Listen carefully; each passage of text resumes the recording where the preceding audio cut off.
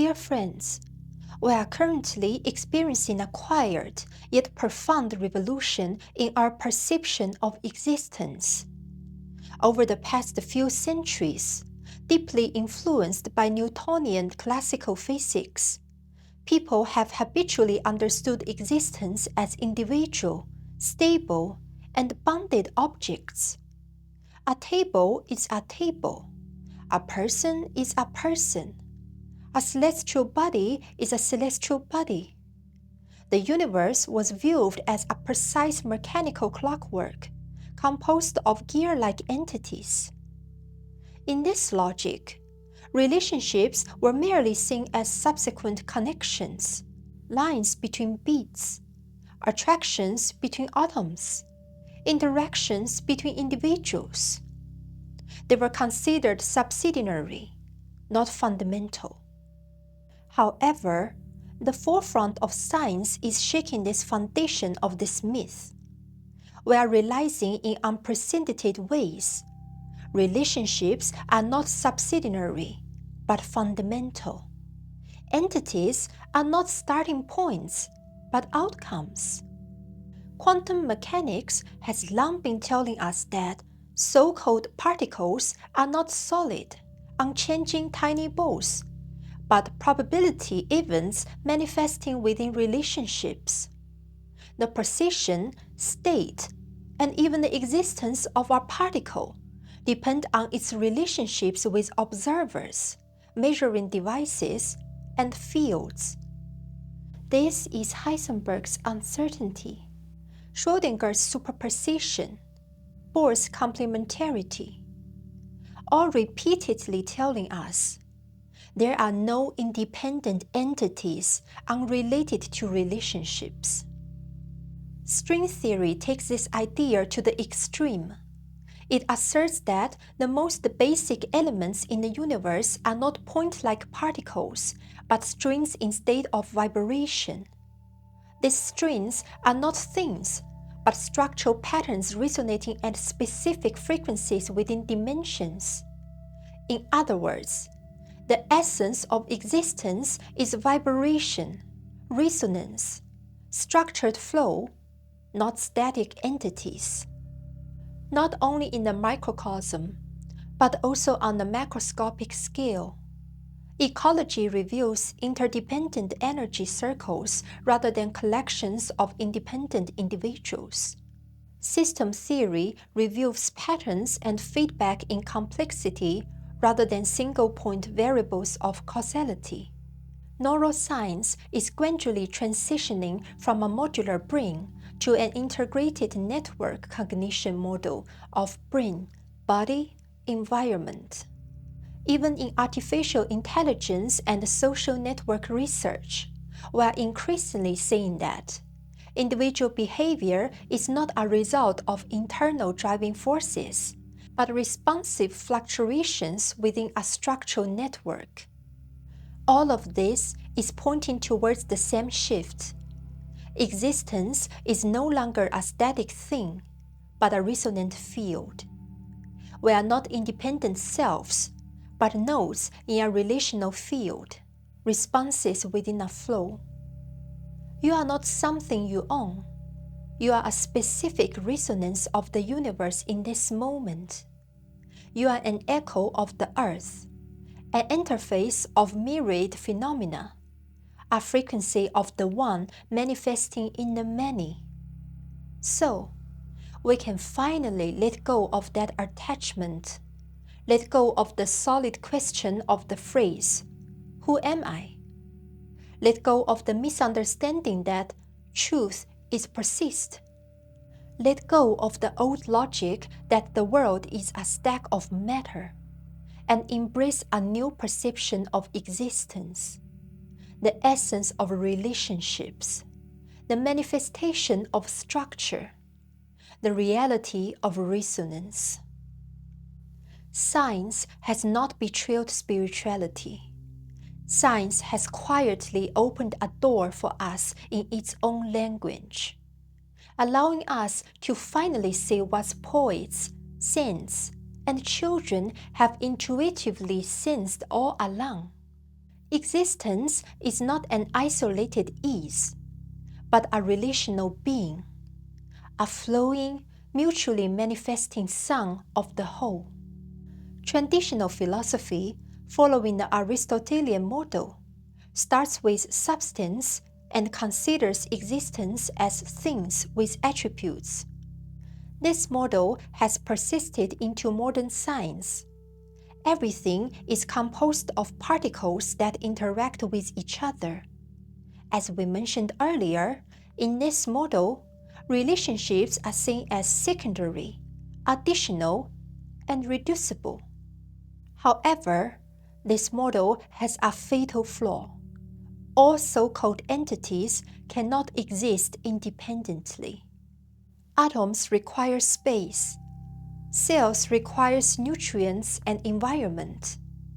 Language requires an audience. Meaning requires context. The existence of entities is not an isolated fact, but can only be defined within relationships. This means that existence is fundamentally structural. Relational non-duality proposes we should no longer view things at the starting point of existence, but consider relationships as the essence of existence itself. Relationships are not an organizational way attached to things, but are intrinsic. They determine the way existence manifests. For example, when you stand on the floor, the Earth's gravity pulls you. Your bones support you. Your heartbeat maintains rhythm. Your breath interacts with billions of molecules in the air, and your thoughts resonate with the scenery and memories. So, what are you really? The answer is, you are the focal point of these tensional relationships at this moment and place. You are not an entity, but a critical co-occurrence of relational structures.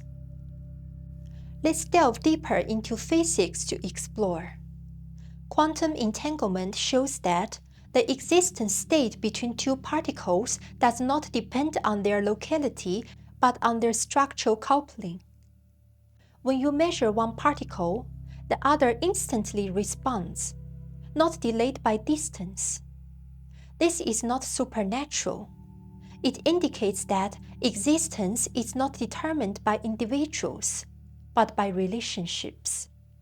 Quantum field theory further points out that particles are just excitations of fields. In other words, so-called matter is actually the appearance of a specific structure of a field under specific conditions. The existence of matter is not self-owned, but emerges from resonance. Now, let's delve further into the biological level to understand the essence of relationships. Humans are not isolated individual machines, but highly complex symbiotic ecosystems. Research shows that about 90% of the substance in our bodies are not human cells, but come from bacteria, viruses, and other microorganisms. These others are not invaders, but long-term companions with whom we coexist and co-evolve. Our immune system relies on their balance. Our emotional states are significantly influenced by gut bacteria. And even our cognitive functions are closely related to the interactions within these microbial communities. In other words, even at the most microscopic level of life, our existence is built on continuous symbiosis, resonance, and interaction. From a biological perspective, the proposition of who am I is no longer about a single self, but a perceptive resonating structure composed of countless microbial relationships. Next, let's explore the social level. We often use language to express who am I. However, in language, you cannot find a pure I. Any identity can only be established within relationships. A mother, because of her children. A teacher, because of her students. A writer, because of her readers. A lonely person, also because of lack of others' response. Language itself is a product of relational resonance. What you say only exists within the listener's understanding framework. Word meanings are not isolated definitions, but positions in a network of differences. In this structural understanding, one is no longer a mysterious entity. It is not singular, uniform, or homogenized, but a structure that can resonate, be recognized, and responded to. Many is not a betrayal of one, but an enriching unfoldment of one. Differences are the manifestations of unity in different conditions. Individuals are not in opposition to the whole, but a focal point reflection of the whole itself. I is not just me, but a way of the world manifesting here. My body is the result of stardust rearrangement. My feelings are influenced by the environment, rhythm, and language. My thoughts are deeply affected by culture, genetics, geography, and climate. My joy comes from the order of coexistence, not from closed islands. Once we understand the relational nature of existence, it is not difficult to comprehend. The beauty of existence lies not in control, but in resonance. The growth of a tree requires not only soil, but also time, wind, water, and the participation of insects and birds. The birth of a shared understanding is a precise resonance with the thought structures of others. We can finally let go of the obsession that human is the master of all things, realizing that we are not the rulers of the universe, but one of the ways in which the universe is being revealed. The religious concept of God residing within you could be reinterpreted as, you are the echoing mechanism of the universe at this moment. We can finally briefly say, I do not seek, nor do I need to transcend this body and this world, but to listen to what the universe is saying within the body, within the world. Eventually, you will understand. You are not seeking meaning in this world, because you are the echo of the word's meaning. Before we conclude today's session, I would like to invite you to try 3 simple yet profound daily practices to help us move from philosophical understanding to real feelings. To re-experience, existence is actually the resonance of relationships. The first practice is awakening at the sensory level. In the morning, before going out, standing by the window, quietly look at the world outside, even if it's just a leaf, a beam of light, or a breeze. Gently say to yourself, I am not isolated in seeing the world. The world is also looking at me. Then, feel the wind pass through you. Feel the sunlight shine upon you. Quietly experience this ordinary yet profoundly meaningful moment. The subtle relationship between you and the world. Feel it. The second practice is mindfulness in action. When doing a daily task, such as washing a cup, closing a door, or taking out the trash, slow down for a second. Put awareness on this action. In this moment, you are not the controller, but simply participate in the flow of validity. Every second of daily life intertwines and responds to the relationships between you and the world. The third practice is revisiting relationships. At the end of the day, think of someone you have rarely thanked.